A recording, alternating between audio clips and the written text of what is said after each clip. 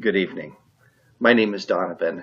I'm a doctoral student at the Neiswanger Institute for Bioethics at the Loyola University Medical Center.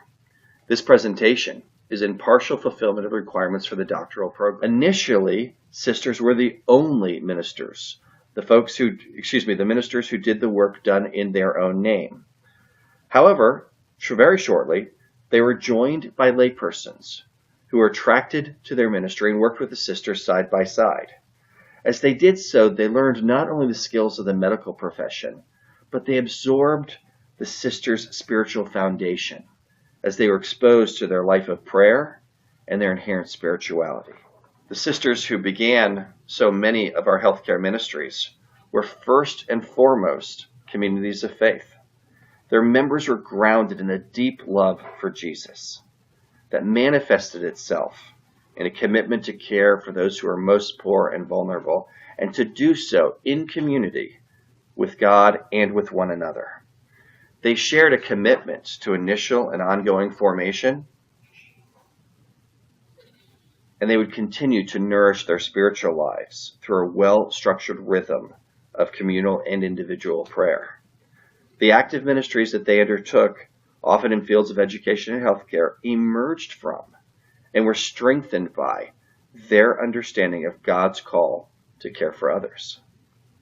So understood from that perspective, ministerial activity was entered into as a response to God's love, particularly as seen in the example of Jesus.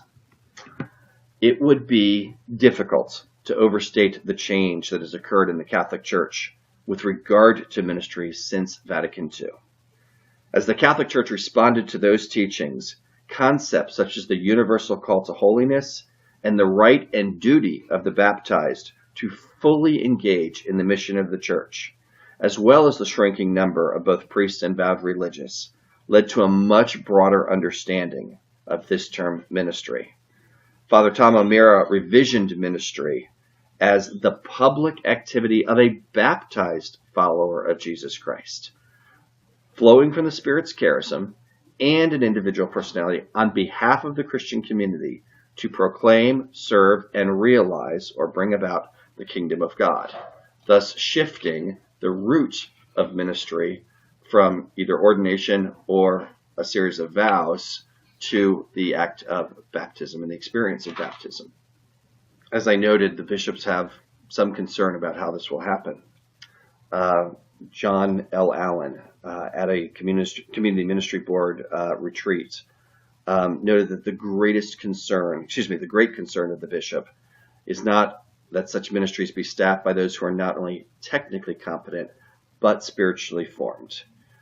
Allen also referenced a quotation by Cardinal Ratzinger, who stated that merely to support the institution is immaterial, if not sustained by the faith convictions of those who administer it. As Father Brian Hare noted 20 years ago, this is no time for Catholic healthcare to lose its way. The stakes are too high and potentially too great.